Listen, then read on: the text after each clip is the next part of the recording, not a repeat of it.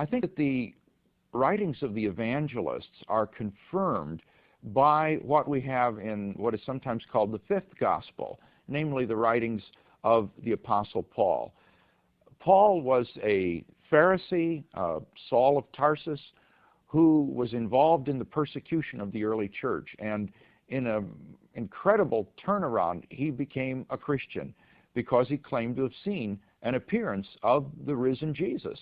And this turned this man's life upside down. From a Pharisee and persecutor of the early church, he became an ardent Christian missionary who entered into a life of incredible hardship, suffering, and labor, and ultimately made the final sacrifice when he was martyred for his faith in Rome. And Paul hands down to us certain crucial pieces of information, very early traditions about the resurrection of Jesus.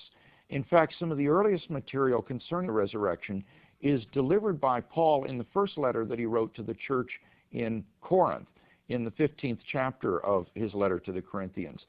He cites there a tradition which he says he himself received and then handed on to the Corinthian church. And the words here are the technical rabbinical terms for the transmission of Jewish tradition.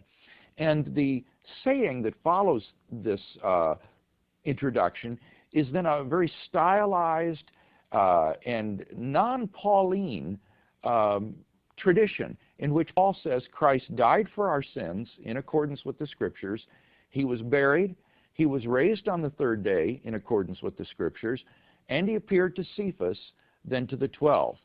And then after that, Paul goes on to continue piling up other eyewitnesses of the resurrection of Jesus, including an appearance to some 500 people, most of whom Paul says are still alive at the time of his writing, around AD 55, though he says some have died.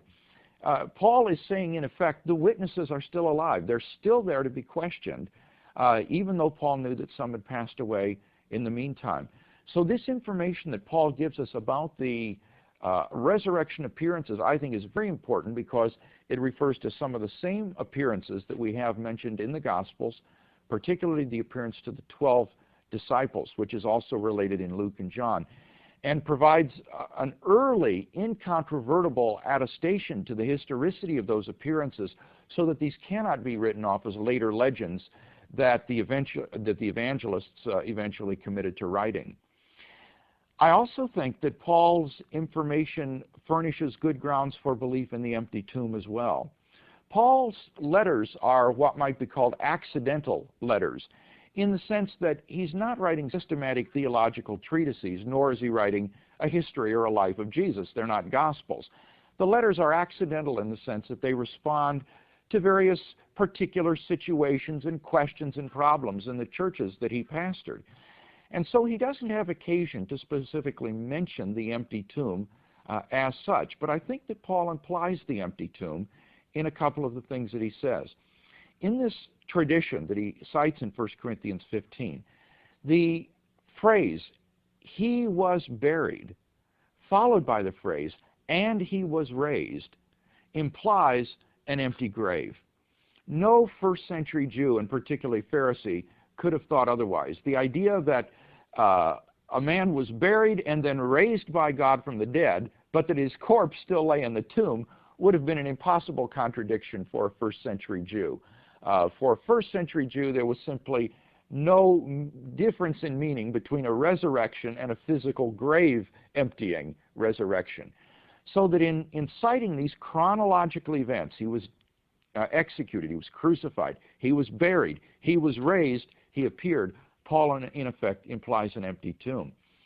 This is confirmed, I think, when you compare the 4 lines of this tradition to the preaching in the book of Acts, the early apostolic sermons, and when you compare it to the narratives in the Gospels. What you find is that this 4-line tradition handed on by Paul is in effect an outline of the early apostolic preaching. And when you compare it to the preaching in the book of Acts, these early apostolic sermons, the first line corresponds to the event of the crucifixion. The second line, he was buried, corresponds to Jesus as being laid in the tomb.